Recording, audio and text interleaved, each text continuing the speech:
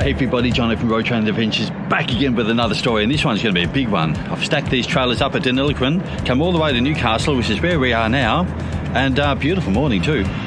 So we're going to be going into this place here and going to unstack these trailers, then load one of them. Going to take one of these trailers to Dubbo, drop that off, come back here, the other trailer will be loaded, and we'll just strap that down, take that trailer and dolly back to Dubbo, connect up as a road train, and then we're going to be going to Port Hedland, that little place in WA, fair way away from here. So as I said, it's going to be a big one.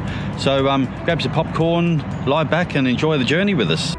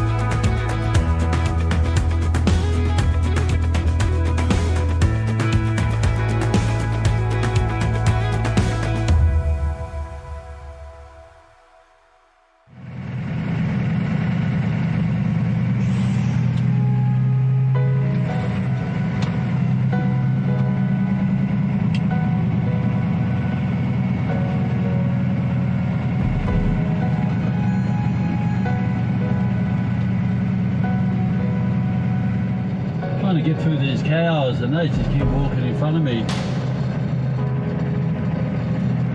Finally got a gap. With a bonnet, it's hard to see if you run one over, so you've got to keep back a little, see if you can get through.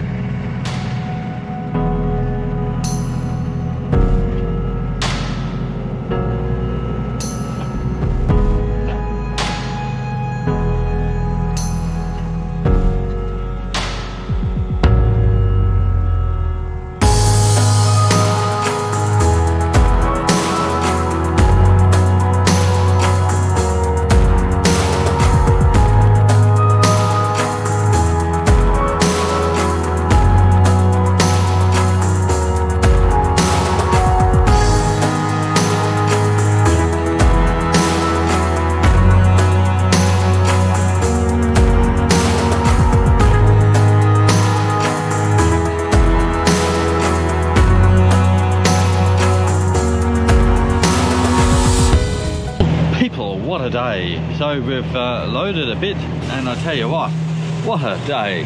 Remember last night, or so this morning, I said, well, what a beautiful day. Look at the rain. It is raining right now.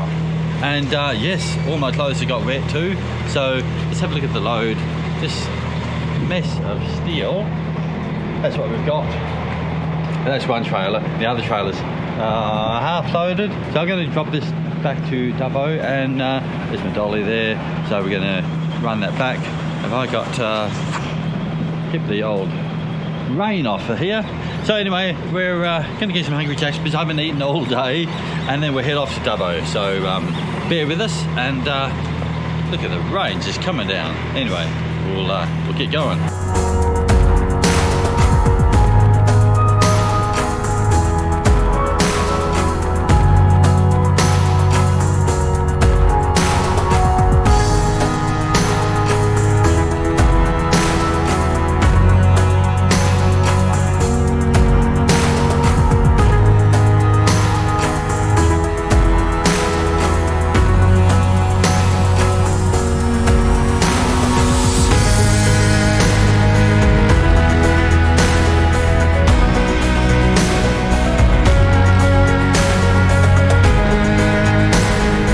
Well, y'all, this is me saying goodnight. It is been a reasonably full-on day. So I started at 7 o'clock, and took a while to start getting loaded. It's the first time I've been to this place, well, to get loaded anyway. Now, I did have a bit of a niggly throat yesterday, and now I've got a sniffly nose and stuff like that. It did start raining as well, so my clothes are wet. It's not been all smooth sailing, so I don't know what I'm going to do. But anyway, the show must go on. I'm going to go to sleep now. It is early, but tomorrow I want to show you guys some places along the road from, well, I guess between Dubbo and Newcastle. Anyway, there's a couple of towns that I thought, oh well, we'll do the history and have a look at those. So I'm going to try to do that tomorrow morning. First one being Dunedoo. I'm hoping I get there when it's the sun up. There's a couple of cool things that might be of interest to you. All right, I'll stop talking for now, and going to get some sleep, and hopefully I do get some sleep, because last night I had a bit of a blocked nose too, and it wasn't too good. So this is what happens in trucking. Yes, sure, we could pull up and say I'm sick and don't do anything, but that's not what I do. I just work through it, and I don't feel huge effects of it. Yeah, sure, I've got a blocked nose and stuff like that, and I'm lacking in energy, but yeah, just keep going. All right, have a great night, and I'll see you in the morning. Well, here we are in Dunedoo, New South Wales, and I thought I'd do a bit of a history about Dunedoo. So it's a lovely little country town. It's a brisk morning, and maybe about 10 degrees if you're lucky. So let's have a look around this beautiful place. Dunedoo is a village of about 1,000 inhabitants, situated within the Warrumbungle Shire of Western New South Wales, Australia. The first half of the 20th century saw many Dunedoo residents fighting in both the First and Second World Wars. The name is actually derived from a local Aboriginal word meaning swan, which are commonly found in the area's lagoons. Before European settlement, Dunedoo and the surrounding areas was occupied by Aboriginal people.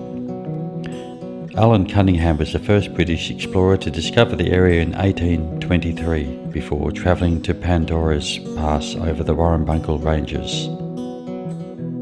Surveyors studied the area in 1832, followed by squatters who settled in the region.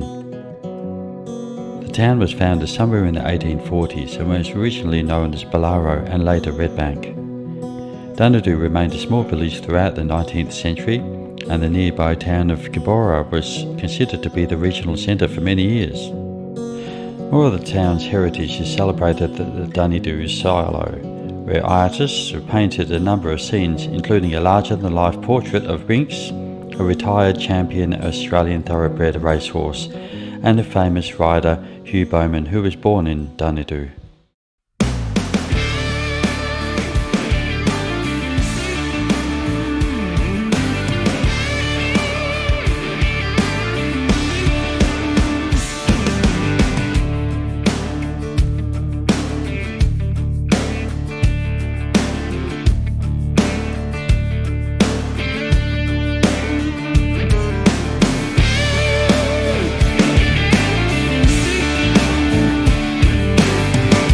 Well, we've gone and picked up that load, and that load is up pretty high.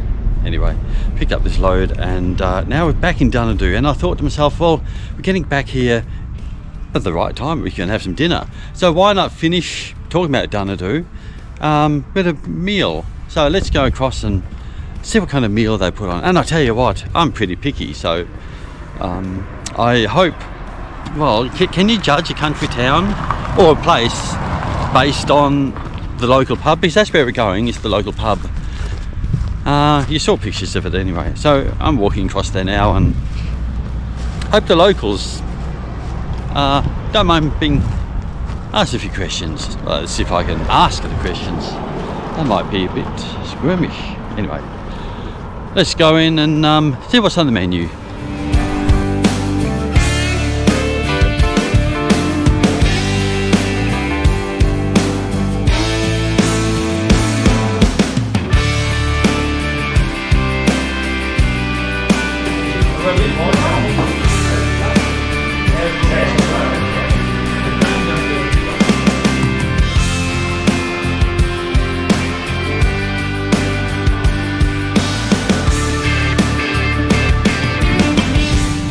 Well, I can tell you that this is the first real piece of fish that I've had for a long time. It's it's beautiful. Got to give it the thumbs up for that one. Well, there you go, the Dunedoo Hotel. I tell you what, I'm pretty impressed. Now, what's the good and bad points? It's a weird point to say, but it was very, very quiet. When I say quiet, like it's going to get busier around 6:30. They said. I'm talking to some young guy who's born and raised in Dunedoo, and an old couple. So they were really friendly. They were going to go on camera, then they got a bit nervous at the end. So that's fine. People, don't want to always be on camera. So great little chat to them. So the toilets were really, really clean, beautiful. The food, as I said, that fish was just amazing. Barramundi, that was fish and chips for $24, and you can't go wrong with that. It was really nice. The chips, well, you didn't need to put any salt on it. There was a fair bit of salt on there, and a little bit of salad. So all in all, if you're if you're passing through Dunedoo, you need to stop in and have yourself a meal, because you won't be disappointed. Shut up. Alright, let's get back in the truck now. So I'm not sure whether there's the sun there, so let's have a look at the sun. The sun is getting down. I'm not sure if I've got enough time now to actually show you connecting up the road train. I wasn't even sure whether I was going to go tonight or just connect up and go to sleep and go in the morning. But even if I did wait until tomorrow morning, you're going to run out of time anyway, because when I wake up, it'll be early and it'll be dark anyway, so you won't get to see it anyway. So another time.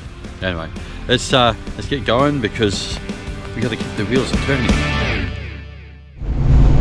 Good morning, everybody. I hope the vision's okay here. It's still it's very overcast here. We're passing through Nevertire, and well, the temperature here is going to be 24 today. It's overcast, and they say 1 to 10 mil rain, and I don't want that. I'm trying to keep my truck some kind of tidy or clean. Anyway, so I got away about 6:10, so that's kind of late, because I did go to bed early. I thought I was going to get up earlier than that, but it is what it is. So just get up when you want. That's the great thing about this job. I don't have times. I've got to get up now. I've got to go to sleep now and stuff like that. I leave when I want to leave, and stop and have a break when I wanted to have a break, basically. So anyway, as I said, we're passing through Nevertire, and we're going straight through to Ningan's next, through the Broken Hill. There's Broken Hill sign there. 645 kilometres to Broken Hill. Then from there to we're going to go the long way to Port Augusta, because we're a road train. So if for those who are following on the map, Newcastle to Port Hedland comes up as 4,500, but that's not actually true, because I have to go the long way. This is my road train. So anyway, let's keep going, and we'll show you lots of scenery along the way, and well, hope you enjoy what you see.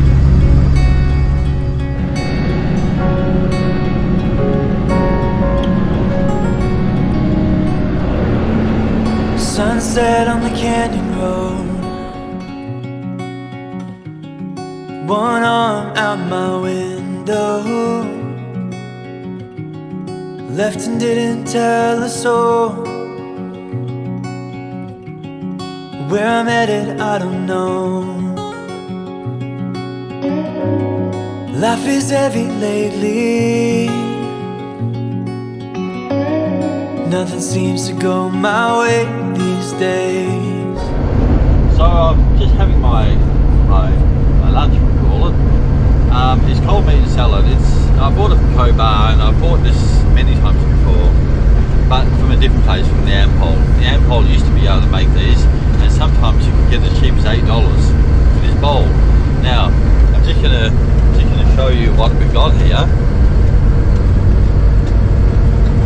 Now, there used to be meat in that. So there used to be meat in that. I've had the ham. So you can get chicken or you can get ham. Now, the thing I didn't like, I was going to get two of them, and they wanted $30.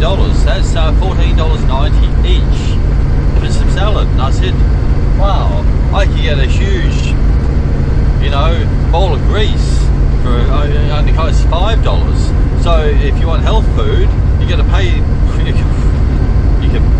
Anyway, so I did let them know that's crazy. $15 for a little bowl of salad.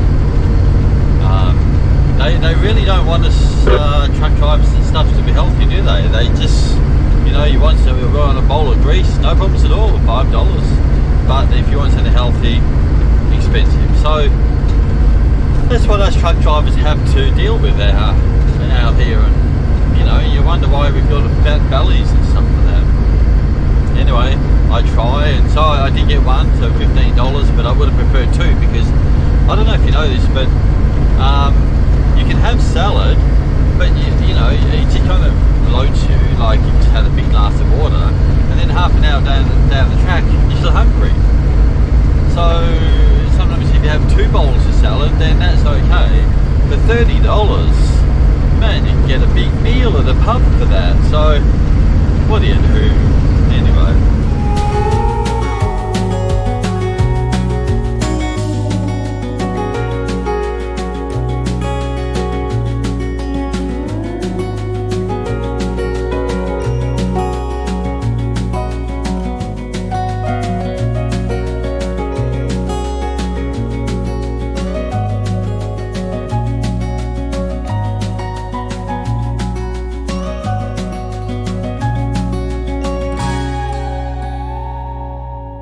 Wherever the wind blows, I'll go.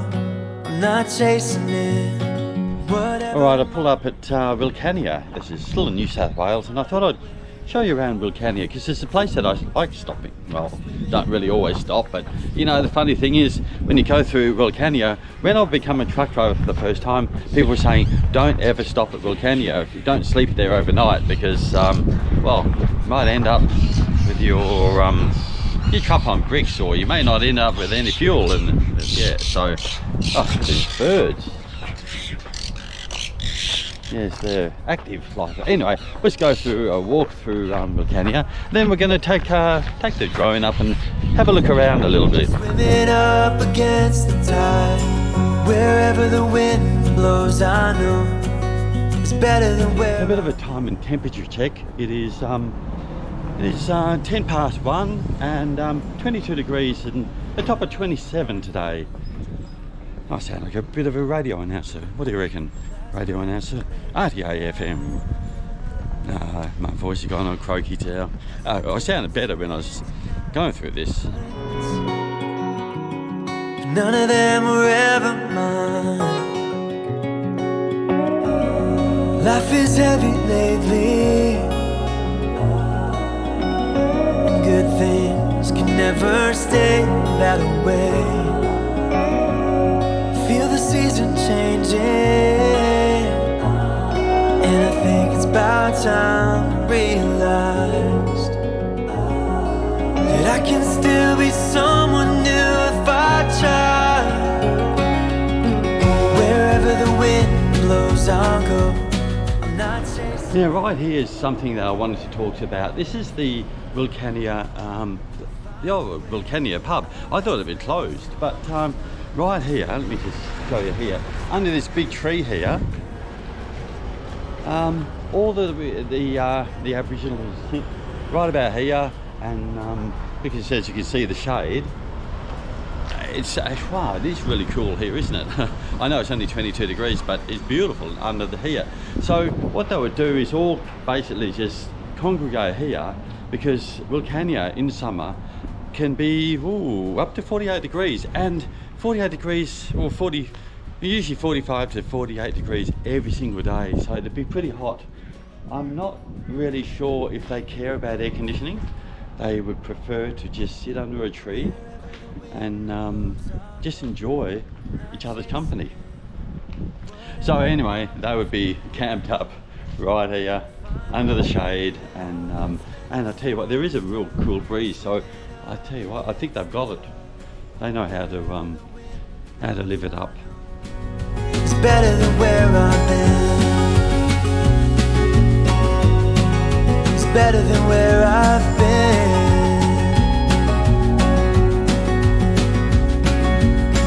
Wherever the wind blows, wherever the wind blows, yeah.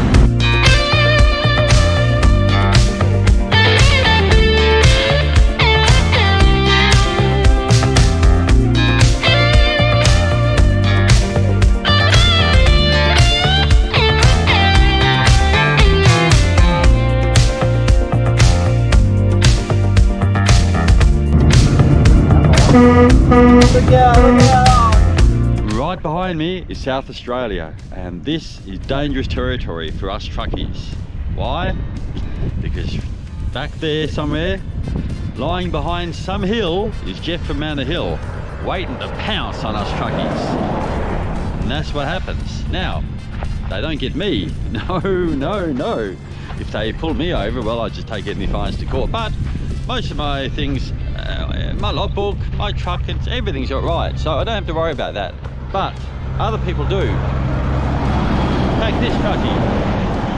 Is he going to be next, Jeff's next victim? I don't know, but if you see me down the road, well, anyway, thought I'd just say, what am I saying? What am I doing? I don't know. I just thought I'd stop. I'm a little confused because just down the road, I don't know whether I'm going to show you, but I hit a goat. I never hit goats. They always run away. I beep the horn and oh, look what they've done. I mean, I saw blood go everywhere.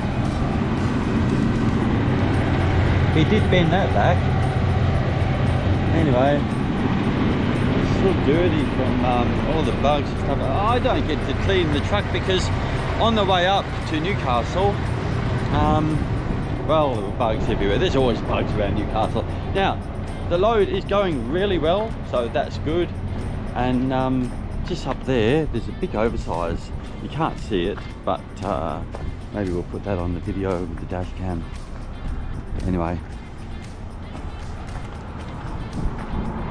I better keep going because I have only got 5 hours left of travel time before my 14 hours is up. I tell you what, the time has gone really fast on this trip.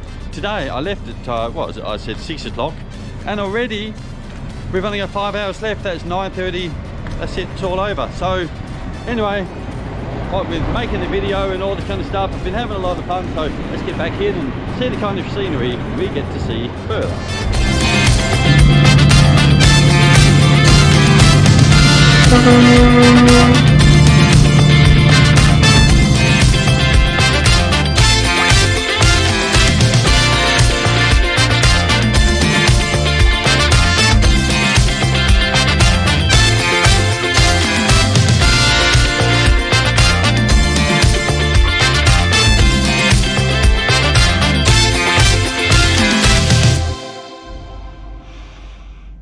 Alrighty, that's it for the night. 1200 kilometres is not a bad effort, so we're going to finish up here.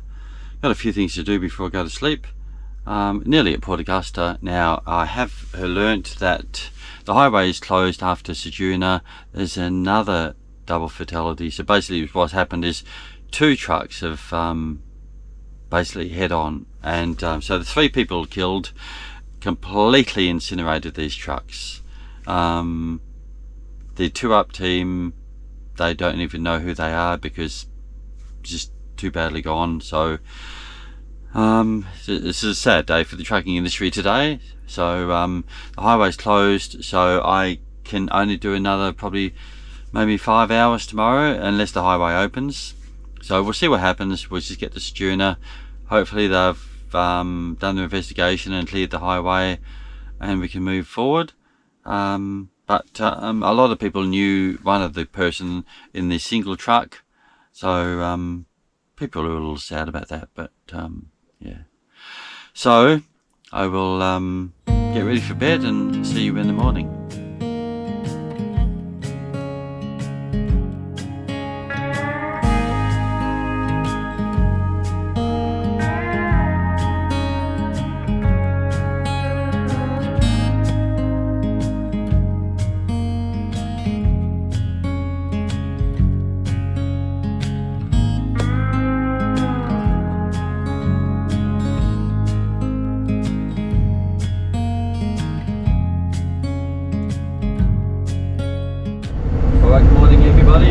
It's a lovely morning here. I've left Port Augusta. I hope you like the little bridge shot. You know, me going over the bridge, showing you the night lights. I was hoping to get out of there a little earlier, and the sun was, or the light was just coming in, so I missed that nighttime shot. But anyway, we're coming to Iron Knob. I'll show you a little of that as we're passing. I won't fly the drone over that. It's just a hole in the ground, really.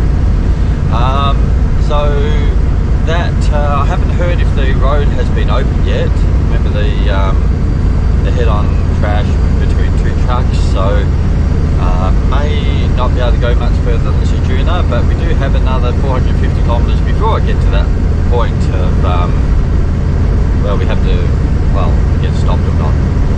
Alright, we'll continue along and just see what we see.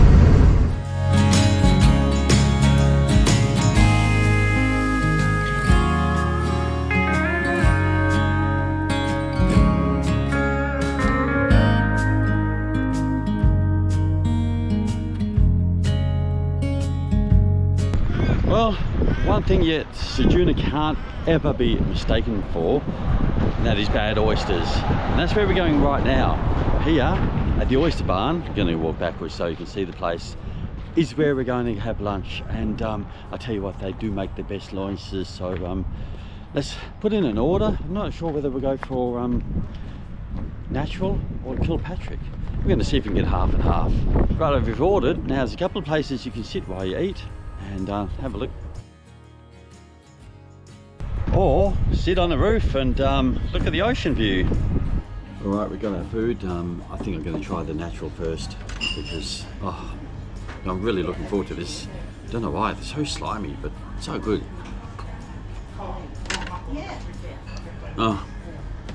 Once again, it's like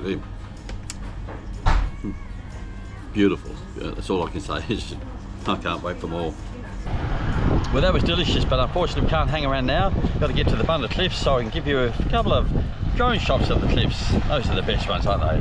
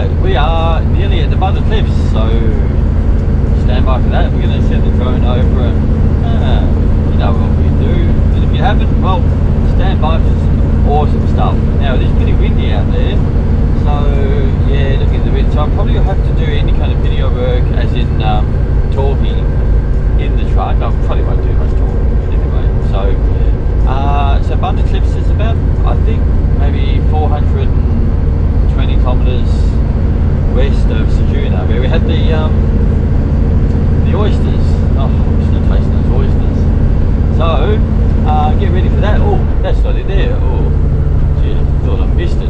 Oh, we're talking too much. Okay, I better get ready. We're not far for now, so I hope the ocean's not too choppy. Because, as I said, it's pretty windy out there, but my drone can handle the cyclone.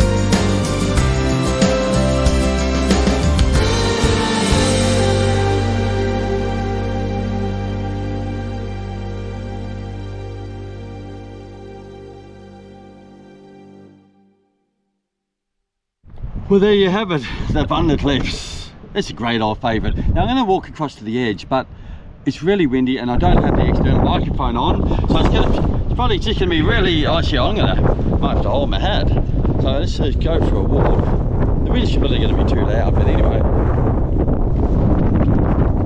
See if I lose the camera. Wouldn't that be some good footage? Woo, over the edge.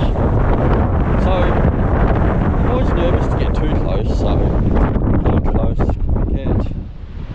Which way's the wind blowing? Jeez, how's that?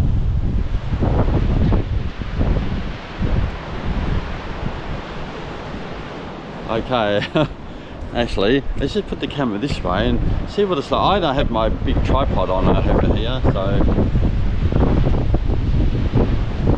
anyway, let's head back to the truck and we better continue on.